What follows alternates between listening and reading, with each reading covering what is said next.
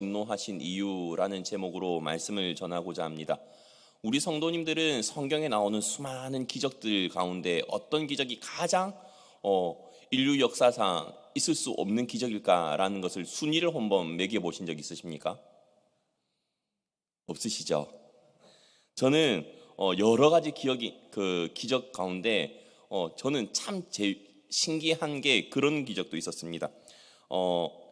여호수아 10장에 보면 전쟁 때문에 해가 멈추고 달이 멈춘 기억이 있지 않습니까?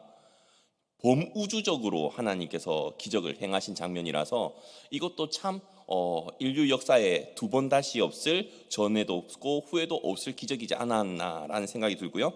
히스기야의 생명을 15년 연장해주고 하나님께서 그 증표로 해시계가 10도 뒤로 물러가게 한 사건도 과거로 돌아간 거라고 봐야 되나요? 하여튼 그것도 인류 역사의 전무후무한 그런 기적이 아닐까라는 생각도 들고요. 다들 알다시피 모세와 이스라엘 백성들이 홍해와 요단강을 건넌 기적도 대단한 기적이긴 하죠. 뿐만 아니라 만나를 먹었던 기적, 다니엘의 세 친구가 풀무불 가운데서 아주 따끈따끈한 온천에 있는 것과 같이 있다가 나온 것, 그런 기적도 사실 성경에 나오는 어마어마한 기적입니다. 그런데 전무후무하게 인류 역사상 나귀가 말한 것을 본 적이 있으십니까? 그죠?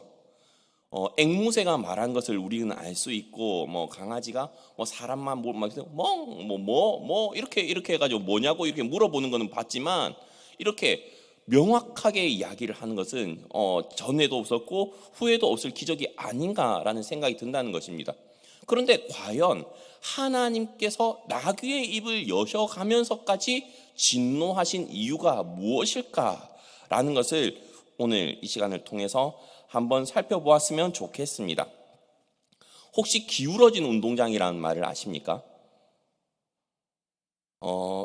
인터넷에 치면 나오는 말인데요. 처음부터 공정한 경쟁을 할 수 없는 상황을 비유적으로 이르는 말이라고 합니다. 어느 한쪽으로 기울어진 운동장에서는 아무리 뛰어난 사람이라도 경기에서 이길 수 없다는 데서 유래했다고 하죠. 이것이 지금 사회에서는 그런 거라고 비유를 할 수 있을 것 같습니다. 태어나면서부터 금수저, 다이아몬드 수저로 태어난 사람들과 흙수저로 태어난 사람들의 경쟁이 쉽겠습니까? 공정하겠습니까? 쉽지 않죠. 또 증권거래소도 마찬가지겠죠. 개인 투자자가 기관이나 외국인 투자자들을 상대로 수익을 거둘 수가 있겠습니까? 불공정하게 법이 되어 있기 때문에 참 기울어진 운동장이라는 생각을 많이 할 수밖에 없습니다. 우리의 삶 가운데서도 언제든 공평하고 공정한 운동장에서 경기가 되길 바라는데, 우리의 마음 가운데도 무언가가 들어가 있으면 그 순간부터 그 운동장은 기울어진 운동장이 되기도 합니다. 마치 기울어진 운동장으로 바뀌어서 아무리 이기려고 애를 써도 이기기가 힘든 그런 경기가 되어버리기도 하죠. 근데 그것이 무엇인가 하면 바로 욕심이라는 겁니다. 욕심이 우리 마음 가운데 확 들어오게 되면 무게중심이 확 쏠려가지고 아무리 그것을 내려놓으려고 해도 잘 내려놓아지지 않고, 하나님을 찾으려고 해도 찾아지지 않고, 말씀대로 살려고 노력해도 쉽지 않다라는 것을 말해주고 있습니다. 그것은 하나님께 귀하게 쓰임 받는 사람이라고 할지라도 너나 할 것 없이 예외가 없다는 것을 말해주고 있습니다. 오늘 본문을 보게 되면 이 모압이라는 나라는 바산과 옥이 멸망하고 난 이후에 이스라엘 민족이 너무나도 두려워서 이스라엘 민족에게 복이 임하지 않고 저주가 임하도록 모압 발락이라는 사람이 선지자, 복술자, 점술자와 같은 발람이라는 사람을 초청하는 이야기로 진행되는 가운데 들어가 있는 내용입니다. 자, 그런데 민수기 22장 5절이죠. 오늘 본문 한참 앞에 있는 내용인데 자막을 준비했습니다. 한번 다 함께 읽어볼까요? 시작. 그가 사신을 부올의 아들 발람의 고향인 강가 부돌에 보내어 발람을 부르게 하여 이르되, 보라, 한 민족이 애굽에서 나왔는데 그들이 지면에 덮여서 우리 맞은편에 거주하였고. 자, 부올의 아들 발람의 고향인 강가 부돌이라고 나와 있습니다. 그런데 이 강가 이거를 각주를 보게 되면 유프라데스 강이라고 되어 있는 것도 아마 좋은 성경을 가지고 계신 분은 볼 수도 있으실 텐데요. 혹시 지도 준비되셨습니까? 친절하게 빨간색으로 동그라미를 쳐놨습니다. 자, 12시쯤에 있는 게 갈그미스 전투의 그 장소에서 조금만 더 내려오면 제가 적어놨는데요. 브돌이라고 제가 그 선수 타이핑을 쳐놨습니다. 그리고 모압이라는 곳은 한참 밑에 있죠. 그죠? 대답을 감사합니다. 안 주무시고 계신 걸 확인했습니다. 저 모압이란 땅에서 브돌이란까지 사자를 보내가지고 이 발람이라는 사람을 초대를 했단 말입니다. 바로 옆 동네가 아니라 무려 600km, 직선거리로 600km가 넘는 거리를 초빙했을 정도면 이 발람이라는 사람은 당대에 엄청나게 유명한 예언자이자 점술가이자 선지자라는 것을 인정하시겠습니까? 그런 그 발람이라는 사람을 초대를 해가지고 데려옵니다. 그런데 이 발람이라는 사람이 누군지 아십니까? 제가 말했듯이 선지자, 점술자, 복술자라고 볼 수도 있지만 8절을 한번 다 같이 읽어봤으면 좋겠습니다. 8절이죠. 시작. 발람이 그들에게 이르되 이 밤에 여기서 유숙하라. 여호와께서 내게 이르시는 대로 너희에게 대답하리라. 모압 귀족들이 발람에게서 유숙하니라. 자, 그리고 13절도 함께 읽어보겠습니다. 발람이 아침에 일어나서 발락의 귀족들에게 이르되 돌아가라. 여호와께서 내가 너희와 함께 가기를 허락하지 아니하시는지라. 또 18절이요. 시작. 발람이 발락의 신하들에게 대답하여 이르되 발락이 그 집에 가득한 은금을 내게 줄지라도 내가 능히 여호와 내 하나님을 어겨 덜하거나 더하지 못하겠노라. 19절요. 그런즉 이제 너희도 이 밤에 여기서 유숙하라. 여호와께서 내게 무슨 말씀을 더하실는지 알아보리라. 자, 발람이 이방 민족의 복술자, 선지자, 예언자 같습니까? 아니면 여호와 하나님과 관계된 사람 같습니까? 후자겠죠.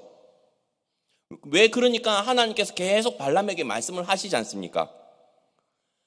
오늘 본문까지 계속 이 발람이란 사람은 하나님께 쓰임 받았던 사람이거든요. 그래서 하나님께 뜻을 묻고 하나님의 뜻을 사람들에게 많이 풀어줬던 사람 가운데 한 명이라는 겁니다. 그러니까 다른 민족의 바알이라든지 아세라라든지 그모스라든지 다른 이방 신의 이름이 나오는 게 아니라 이스라엘 민족이 믿고 있는 여호와라는 고유명사가 나오고 있지 않습니까? 다른 성경을 보고 계신 거 아니죠? 자, 이렇듯 이 발람이란 사람은 여호와 하나님과 관련되어 있고 하나님의 뜻을 찾고 있었다고 하기 보면 좀 애매모하지만 하나님으로부터 다른 사람에게 복술, 예언 이런 것들을 했던 사람이라는 것입니다. 그게 이방 민족에게까지 너무나도 유명했던 사람이라는 것을 알 수 있습니다.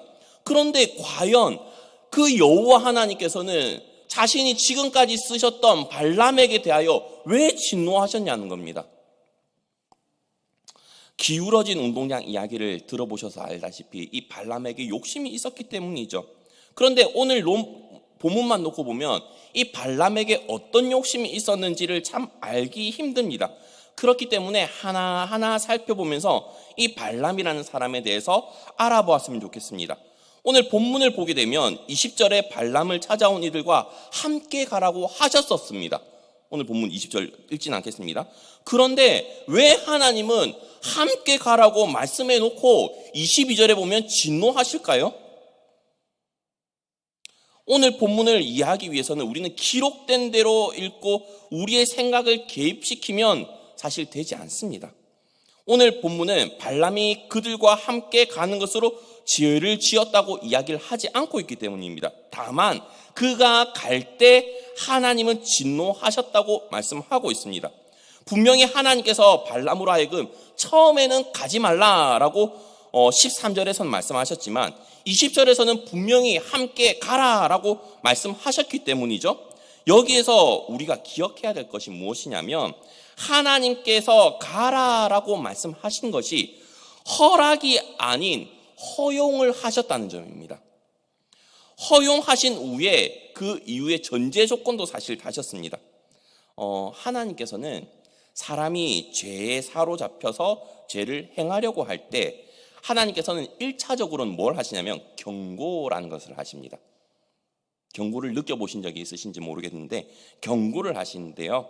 그러나 그럼에도 불구하고 죄에 사로잡힌 인간이 죄가 잉태하게 되고 장성하게 되면 하나님은 허락이 아닌 허용을 통해서 죄를 짓게 내버려 두십니다. 죄를 짓지 않으면 가장 좋겠지만 어쩔 수 없다면 그 죄의 고통을 통해서 교훈을 얻게 하시는 경우도 있기 때문이죠. 그리고 발람의 이야기를 끝까지 살펴보게 되면 사실 발람의 이 모압행은 발람이 재물에 크게 미혹되고 현혹되어서 선지자 또는 복술자, 점술가의 역할을 감당하지 못하게 되기도 합니다. 이런 의미에서 성경은 발람을 가리켜 어떤 사람이라고 소개를 하냐면 불의의 삭슬 사랑한 자라고 베드로 후서에서는 규정하고 있는데요. 베드로 후서 2장 15절과 16절을 다 함께 읽어보도록 하겠습니다. 시작. 그들이 바른 길을 떠나 미혹되어 부올의 아들 발람의 길을 따르는도다. 그는 불의의 삭슬 사랑하다가 자기의 불법으로 말미암아 책망을 받되 말하지 못하는 나귀가 사람의 소리로 말하여 이 선지자의 미친 행동을 저지하였느니라. 재밌지 않습니까? 오늘 본문을 풀어주고 있는 베드로후서는 이 발람의 행동을 불의의 삭슬 사랑하였다라고 고백을 하고 있다는 것입니다. 여기에서 하나님께서 진노하신 첫 번째 이유가 나오는 것이죠. 불의의 삭슬 사랑한 것이고 물질에 대한 욕심이 많았기 때문에 하나님께서 진노하셨다는 것입니다. 이게 1번인 거죠. 자막 안 나오나요? 자, 그죠? 자, 발람은 물질에 대한 욕심이 많은 정도가 아니라 물질을 너무나도 많이 사랑했다라고 이야기를 하고 있습니다. 오늘 본문을 보면 어디에 그 내용이 나온지 알아차리기가 사실 힘이 듭니다. 그런데 22장 17절과 18절을 제가 한번 읽어드리도록 하겠습니다. 내가 그대를 높여 크게 존귀하게 하고 그대가 내게 말하는 것은 무엇이든지 시행하리니 청하건대 와서 나를 위하여 이 백성을 저주하라 하시더이다. 발람이 발락의 신하들에게 대답하여 이르되 발락이 그 집에 가득한 은금을 내게 줄지라도 내가 능히 여호와 내 하나님의 말씀을 어겨 덜하거나 더하지 못하겠노라. 자, 잠깐만 띄워주시기 바랍니다. 이 말씀이 뭐냐면 아까 13절에서 1차로 못 가겠다라고 말을 했지 않습니까? 하나님이 가지 못하게 하니까 못 가겠다라고 했을 때 그 사람들이 모압 발락에게 가가지고 그 이야기를 하니까 두 번째 발람에게 사람들을 보내는데 더 많은 고위층의 사람들과 아마 물건도 함께 보냈겠죠. 선물도. 그러니까 그 선물과 더 고위층이 온 것을 보고 대답한 내용이 이건데요.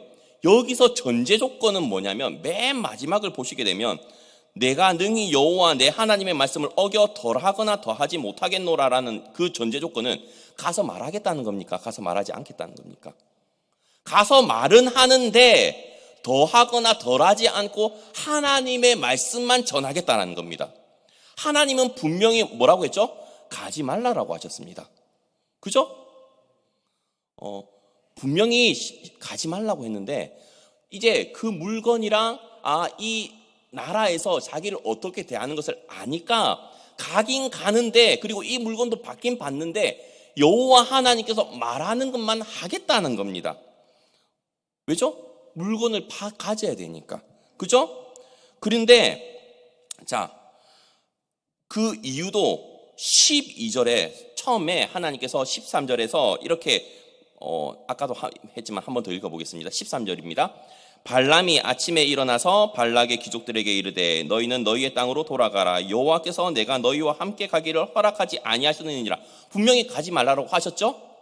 그런데 그 이유가 사실 그 윗절인 12절에 나옵니다. 12절은 뭐라고 하냐면 하나님이 발람에게 이르시되 너는 그들과 함께 가지도 말고 그 백성을 저주하지도 말라.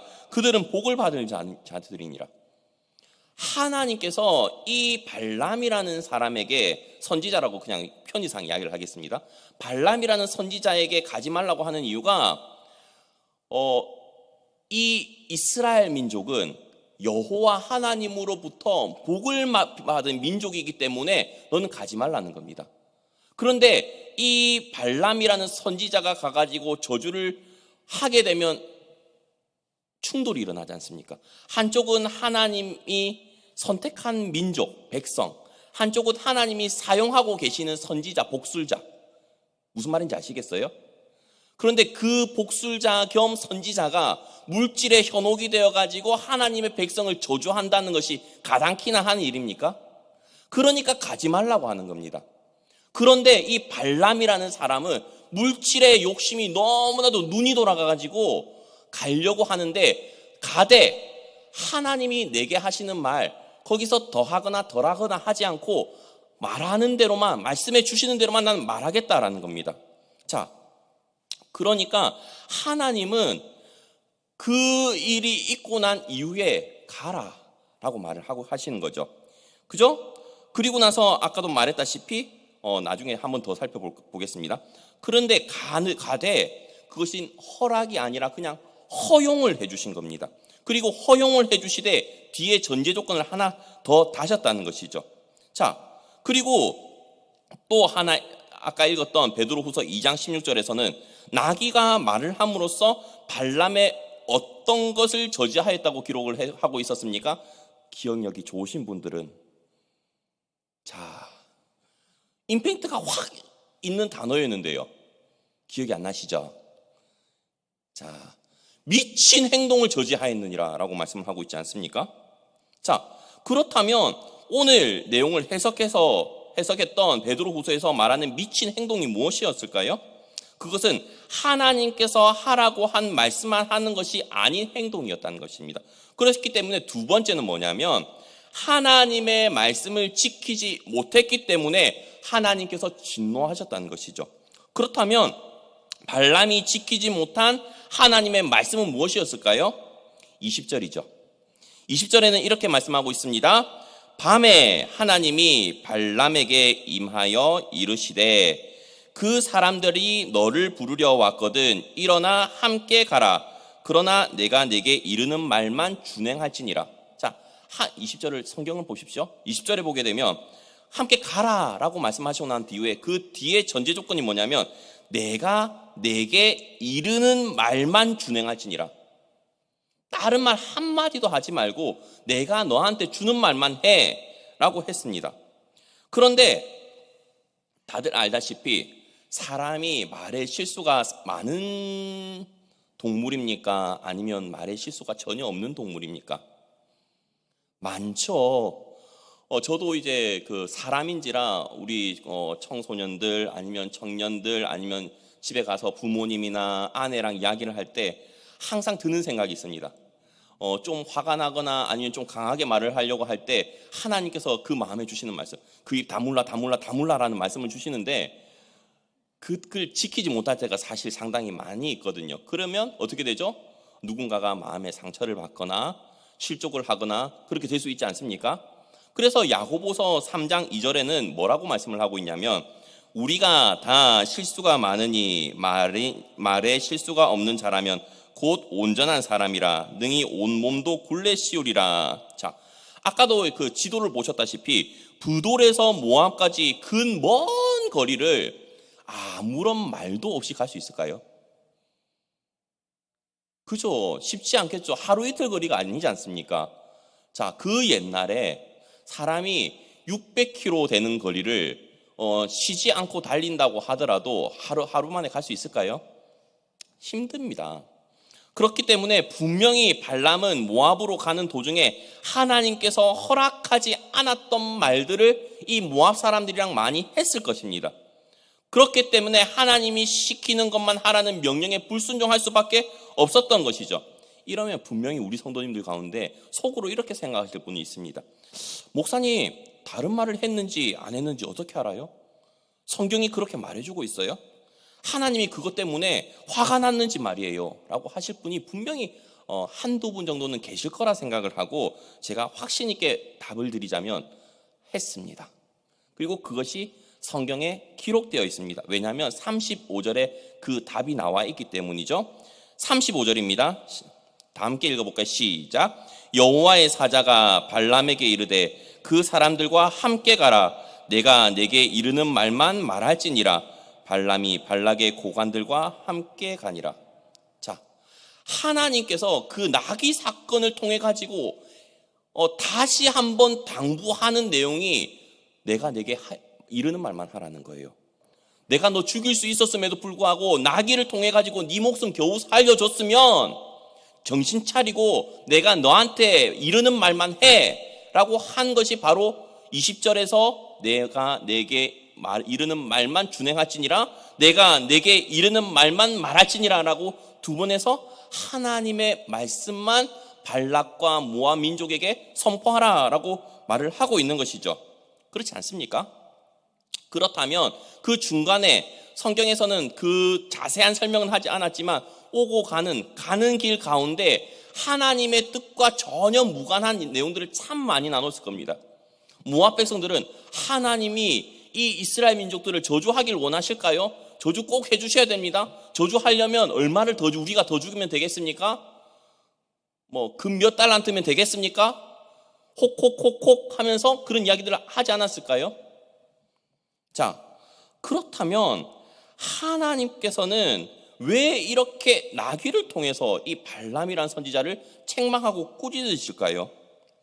말 못하는 나귀라는 동물조차도 자신의 주인을 지키고자 채찍을 무려 3번이나 맞으면서도 희생을 하고 자기 주인을 지키려고 애를 쓰고 있습니다. 성경을 보면 3번 맞습니다. 23절, 25절, 27절 채찍에 3번 맞으면서 주인을 지키려고 합니다. 그런데 자신의 주인인 발람이라는 사람은 그의 주인이신 하나님께 쓰임 받고 있으면서도 하나님의 말씀을 지키지 못하고 자신의 욕심대로 살아가고 또한 그것을 채우기 위해서 그 모압 땅으로 가고 있는 모습을 보이지 않습니까? 그렇기 때문에 말 못하는 나귀를 통해서 이 하나님께서는 발람이라는 선지자를 꾸짖으시고 책망하고 계시다는 것입니다. 그리고 세 번째는 왜 이 하나님께서는 진노하셨냐면 가장 깨어야 있어야 할 사람이 누구일까요? 하나님께 쓰임받는 사람, 하나님의 자녀는 사실 누구나 영적으로 깨어 있어야 됩니다. 특히나 하나님의 뜻을 전해야 되는 사람은 그 누구보다도 영적으로 깨어 있어야 되지 않겠습니까? 물론 이때가 아니라 한참 뒤엔 예레미야 때는 거짓 선지자들이 난무했던 시대이기도 하지만 영적으로 깨어 있는 사람을 찾기가 힘든 시대도 참 많이 있었죠. 그런데 그만큼 하나님께서는 영적으로 깨어있기를 가장 원하시는데 이 발람이라는 선지자는 영적으로 눈이 너무나도 어두웠습니다. 그죠? 너무나도 어두웠기 때문에 자신이 평생 타고 다닌 나귀는 여호와의 사자를 보는데 정작 자기 자신은 여호와의 사자를 보지 못하지 않습니까? 열왕기하 6장 15절부터 17절을 보시게 되면 우리 모든 성도님들이 잘 아시는 내용이 나옵니다. 한번 다 함께 읽어볼까요? 시작. 하나님의 사람의 사환이 일찍이 일어나서 나가보니 군사와 말과 병거가 성읍을 에워쌌는지라. 그의 사환이 엘리사에게 말하되 내 주여 우리가 어찌하리이까 하니 대답하되 두려워하지 말라. 우리와 함께한 자가 그들과 함께한 자보다 많으니라 하고 기도하여 이르되 여호와여 원하건대 그의 눈을 열어서 보게 하옵소서 하니 여호와께서 그 청년의 눈을 여심해 그가 보니 불말과 불병거가 산에 가득하여 엘리사를 둘렀더라. 다들 아시는 내용이죠. 엘리사는 영적으로 깨어 있었기 때문에 하나님께서 영안을 항상 열어주셨는지 모르겠지만 그 많은 군사들이 이 성을 에워싸고 있다 하더라도 불병거와 불말을 보고 든든한 마음을 가지고 있습니다. 그런데 영안이 어두워져 자신의 욕심 때문에 그 모압의 길을 선택한 이 발람이란 선지자는 물질의 욕심에 눈이 어두워져 가지고 뭘 보지 못하죠? 여호와의 사자를 보지 못합니다. 서당계 3년이면 풍어를 얻는다고 하잖아요. 자, 일평생 발람 따라다닌 나귀는, 제가 무슨 말 하려고 하시는지 아시겠죠? 일평생 발람 따라다닌 나귀는 여호와의 사자를 보는데 정작 발람은 여호와의 사자를 보지 못하고 죽을 위기에 처했었다는 것입니다. 왜 그렇죠? 영적으로 왜 눈이 어두워졌을까요? 정말로 안타깝지만 물질의 욕심에 어두워졌기 때문에, 하나님의 말씀대로 따르지 못했기 때문에 이런 일이 생기고 말았습니다. 자, 그리고 나서 이 발람이라는 선지자가 모압으로 가게 됩니다. 이후의 일을 이야기해 드리겠습니다. 그래가지고 이 모압이란 선지자는, 발람이란 사람은 하나님의 말씀만 전했는가라고 하면 전했습니다. 이스라엘 민족을 4번이나 거쳐서 축복을 하게 되죠. 그죠? 그리고 어떻게 될지도 말을 하게 되는데, 하나님의 강권적인 역사로 인해서 발람은 하나님께서 주신 말만 선포를 합니다. 그러고 나서 그 이 4번이나 선포되니까 발락은 에라이, 네 고향으로 가버려 라고 말을 하죠. 자, 그것이 14절과 25절에 나오는데요. 민수기 24장 14절, 24장 25절입니다. 다 함께 읽어보도록 하겠습니다. 시작. 이제 나는 내 백성에게로 돌아가거니와 들으소서. 내가 이 백성이 후일에 당신의 백성에게 어떻게 할지를 당신에게 말하리이다 하고, 25절입니다. 발람이 일어나 자기 곳으로 돌아가고 발락도 자기 길로 갔더라 라고 말씀을 하고 있죠. 자, 그 길로 헤어졌으면 say goodbye 하면 되는데, 발람이라는 선지자가 그 이후에 이스라엘 민족에게 큰 영향력을 미칩니다.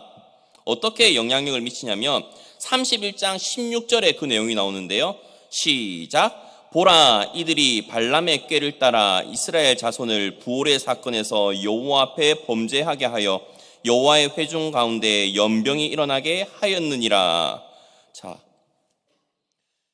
이 발람이라는 선지자가 꾀를 내 가지고 이스라엘 민족의 전염병에 걸리게 하고 망하게 하는 지름길을 제공을 하게 되죠. 그런데 다들 알다시피, 아까도 말했다시피 이 발람이란 선지자는 하나님께로부터 어떤 메시지를 들었냐면, 너 그곳에 가지마. 네가 저주해야 되는 그 민족은 복을 받은 민족이야 라는 것을 알고 있었던 사람이 발람입니다. 그런데 물질의 욕심 때문에 이 민족을 향해서 차마 하나님께서 막으시기 때문에 저주할 수는 없고 망할 수 있는 꾀는 제공을 했다는 겁니다. 무슨 이야기인지 아시겠습니까? 자, 그래가지고 민수기 25장에 보면 시딤이라는 지역에서 모압 여자들과 음행하도록 만듭니다. 제사의식 가운데. 그리고 나서 민수기 31장 7절과 8절을 보게 되면 어떤 내용이 나오냐면, 모세가 미디안 사람들, 모압 사람들을 쳐서 죽이고 5 왕도 죽였고, 또 누가 죽냐면 부올의 아들 발람을 칼로 죽였더라라고 하면서 민수기 31장 8절에 나옵니다. 다 함께 읽어볼까요? 시작. 그 죽인 자 외에 미디안의 5 왕을 죽였으니 미디안의 왕들은 에레겜과 수르와 후르와 레바이며 또 부올의 아들 발람을 칼로 죽였더라. 자, 생각을 해보십시오. 발람이 자기 집으로 갔으면 죽었을까요? 안 죽었을까요? 안 죽었죠. 왜냐하면 모압이라는 땅과 무려 600km 차이 나는 곳이라니까요. 그런데 미디안 사람 죽을 때 왜 같이 죽었죠? 돌아간다라고 했다가 또 다시 가지 않고 꾀를 도저히 내가 말로는 이스라엘 민족들을 선포할 수가 없으니까, 그러면 이스라엘 민족들이 망하게 될 수 있는 꾀는 내주겠다라고 하면서 사리사욕을 챙기는 거죠. 그러니까 이 모압의 여사들과 음행하게 해가지고 이 민족이 망하게 되는 원인을 제공하게 됩니다. 그리고 그렇게 망하게 된 지파가 시므온 지파죠. 시므온 지파는 1차 인원 개술 때는 얼마였냐면 59,300명이었습니다. 그런데 아까도 연병으로 24,000명이 죽었지만 2차 인구 조사 때는 37,100명이 감소된 22,200명밖에 남지 않습니다. 하나님 말씀에 불순종하고 우상을 섬기고 그런 일들을 했기 때문에 이런 일들이 생겨나는 거죠. 오늘 본문을 통해서 우리는 생각을 해봤으면 좋겠습니다. 그것이 무엇이냐면 하나님께서는 왜 자신이 사용했던 발람을 향해서 진노할 수밖에 없었는가라는 것이죠. 그것은 아까도 말했다시피 이 발람이라는 사람이 물질을 너무나도 사랑했기 때문입니다.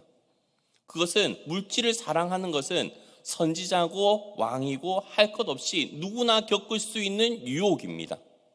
그렇지 않습니까? 그렇기 때문에 우리는 하나님보다 물질을 더 사랑하면 안 된다는 것입니다. 물질을 더 사랑했기 때문에 분명히 하나님께서는 이 민족은 나로 하여금 복을 받은 민족이야, 복을 받은 사람들이야 라고 했음에도 불구하고 이 민족이 망할 수밖에 없는 꾀를 내지 않습니까? 그렇지 않습니까? 그리고 두 번째는 하나님의 말씀을 지키지 못했기 때문입니다.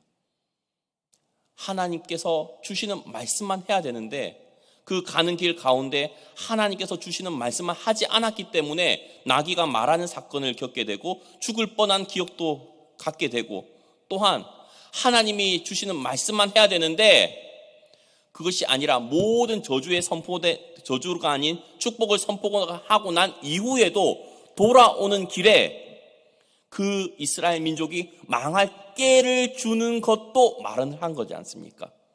그러니까 결과가 어떻게 되죠? 죽음으로 그 죄의 값을 대신할 수밖에 없었던 거죠. 그리고 마지막으로 하나님께서 진노하신 이유는 영적으로 눈이 어두웠기 때문입니다. 저는 우리 모든 성도님들이 오늘 말씀을 생각하시면서 하나님보다 물질을 더 사랑하지 않기를 간절히 바랍니다. 그리고 하나님께서 말씀하시는 대로만 살아가시길 바랍니다. 아무리 힘든 여정 가운데, 아무리 다른 것을 할 수 있는 수많은 여건들 가운데서도 하나님 말씀대로만 살아간다는 건 사실 쉽지는 않습니다. 그러나 하나님 말씀대로만 살아가길 위해서 몸부림은 치셔야 된다는 겁니다. 그리고 세 번째로는 영적인 눈이 흐려지지 않도록 민감하게 주님을 찾고 찾으면서 기도해야 된다는 것입니다. 분명히 그 전까지 발람이라는 선지자는 영안이 흐려지지 않았을 것입니다. 왜? 하나님을 찾을 때마다 하나님께서 말씀해 주셨거든요. 근데 왜 흐려지죠? 왜 하나님을 보지 못했죠? 욕심에 이끌려서 자신의 사리사욕을 채우려고 하다 보니까 하나님 말씀보다 다른 게 더 우선이 되다 보니까 영안이 흐려질 수밖에 없었다는 것입니다. 그렇기 때문에 항상 긴장하면서 주님을 따를 수 있는 복된 우리 성도님들 되실 수 있기를 간절히 바랍니다. 광고하도록 하겠습니다.